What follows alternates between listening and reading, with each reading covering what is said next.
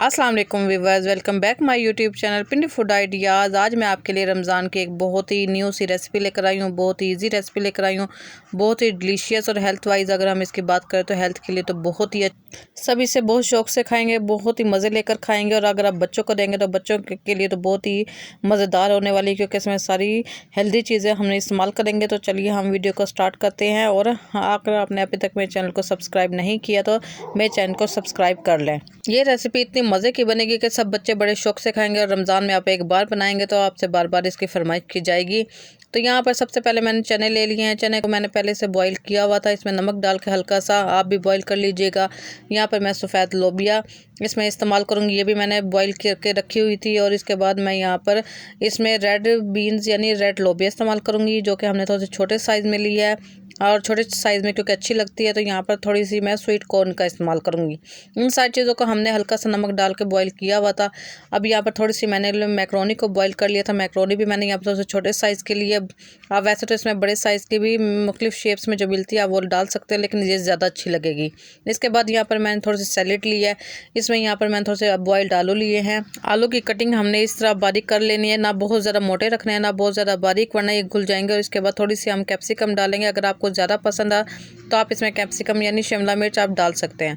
तो यहाँ पर दरमियाने साइज़ के ही मैंने खीरे इसमें काटे हुए थे, तो खीरे भी आप इस्तेमाल कर लें। इसमें थोड़े से मैं यहाँ पर बारीक कटे हुए टमाटर इसमें डालूंगी, क्योंकि टमाटर जिन लोगों को अगर पसंद नहीं है तो वो इसमें ना डालें।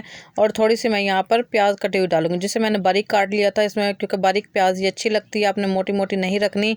इसके बाद थोड़ी सी मैं यहाँ पर बंद गोभी कैबेज यानी डालूंगी, और थोड़ा सा मैंने ग्रीन धनिया इसमें डाल देना है। इसके बाद यहाँ पर सिर्फ इसमें और कोई ज़्यादा मसाले हम इसमें ऐड नहीं करेंगे। यहाँ पर 1 टीस्पून इसमें मैंने भुना पिसा हुआ ज़ीरा इस्तेमाल किया, जो मैंने घर का ही पिसा हुआ था। यहाँ पर 1 टीस्पून इसमें मैं ग्रीन चिली सॉस डालूंगी। अगर आपके पास ग्रीन चिली सॉस नहीं है तो आप ग्रीन चिली को इसमें कूट के भी यानी चॉप करके भी डाल सकते हैं। तो यहाँ पर मैंने 1 टेबलस्पून इसमें भरकर आलू बुखारे और इमली की चटनी डाली, जो आपको मेरे चैनल पर मिल जाएगी। इसमें 1/2 टीस्पून नमक ऐड करूंगी, और 1 टीस्पून इसमें मैंने यहाँ पर चना चाट मसाला इस्तेमाल किया, चाट मसाला। और यहाँ पर 2 टेबलस्पून भरकर इसमें मैं यहाँ पर केचप इस्तेमाल करूँगी। केचप हमने सिंपली जो मीठे वाला सिंपल होता है वो लिया, हमने चिली केचप नहीं लिया, क्योंकि वरना मिर्चें ज़्यादा हो जाएंगी और बच्चे भी इससे नहीं खाएंगे, और अपनी सब्जियों का इसमें टेस्ट भी नहीं आएगा। इसलिए हमने मिर्चों को थोड़ा सा कम ही रखना है। हम इन तमाम चीज़ों को मिक्स कर लेंगे। ये बहुत ही ईजी सी रेसिपी है, इसमें हमने कोई एक्स्ट्रा चीज़ें नहीं डालनी। रमज़ान में आप इस रेसिपी को एक बार बनाएंगे तो आपको इसकी बार बार फरमाइशें आएंगी, क्योंकि बच्चे भी इसे शौक से खाएंगे और बड़े भी इसे शौक से खाएंगे। ये देखें हमारी मज़ेदार सी मैक्रोनी चना चाट बनकर तैयार हो गई है, जो कि बहुत ही डिलीशियस और देखने में भी बहुत ही मज़े की लग रही है, और हेल्थ वाइज भी ये बहुत ही मज़े की है। तो व्यूअर्स, आपने मेरी रेसिपी को ज़रूर ट्राई करना है। अगर आपको कोई समझ ना आए या स्किप हो गया हो तो आप कमेंट में भी ज़रूर पूछ सकते हैं कि इसकी रेसिपी क्या है।